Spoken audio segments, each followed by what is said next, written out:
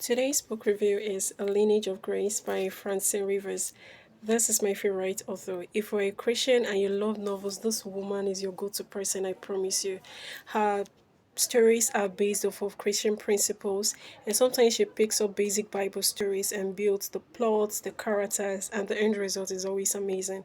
This particular book is based off of the women in the lineage of Jesus Christ: Tamar, Rahab, Ruth, Bathsheba, and Mary.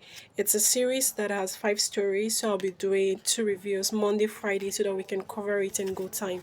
Starting off with Tamar's story. Tamar's story is titled Unveiled.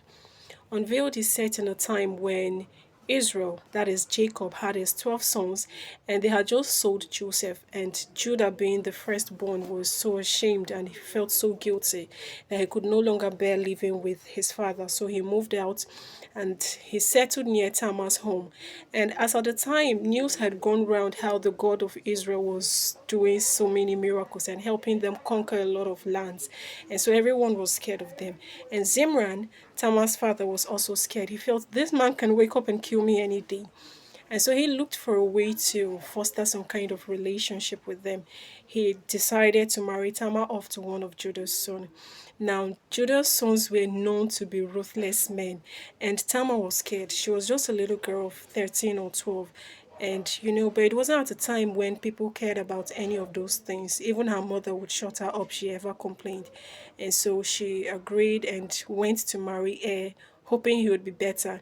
And he turned out to be even worse. He was not just ruthless, he was abusive of her. He would beat her up, and but she endured and she stayed. But eventually God killed Er because Er was so wicked. Now, as per tradition and custom, Er's younger brother Onan would marry Tamar to have children on his brother's behalf. But Onan was deeply wicked too. He wasn't willing to do any of those, and God knew. So God killed Onan as well.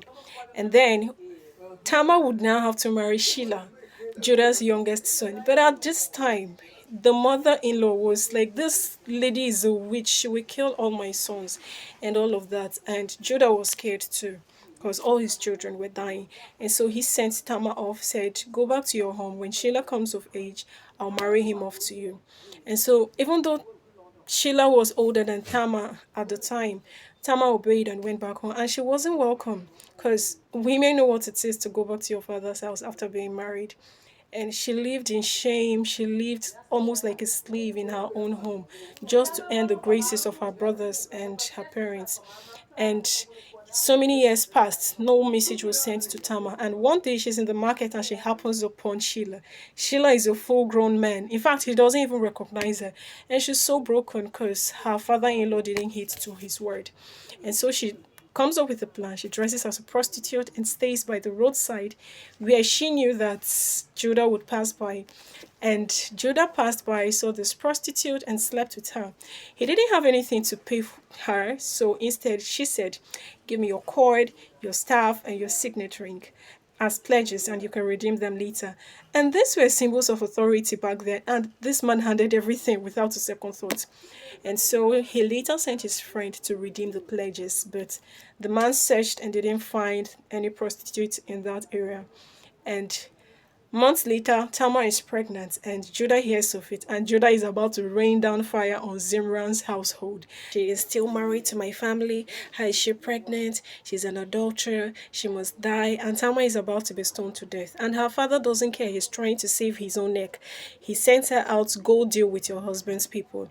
And Tamar sends the signet ring, the cord, and the staff and says, I'm pregnant by the man to whom these belong. And when Judah sees this, his heart breaks because he knows he has been unfair to her. So he apologizes and takes her back home with him. And at this time, Bathsheba is dead. The book says she died to a sickness, but I'm pretty sure it was her wicked soul that killed her. Anyways, she's dead, so Tamar becomes the mother in this home, and God willing, she bears twins for Judah, and she begins to learn about the God of Judah, whom she had always been curious about because he had done so many mighty works. And she learns about this God. She's able to help the husband find some kind of comfort, and they enjoy peace and happiness in that home in the long run.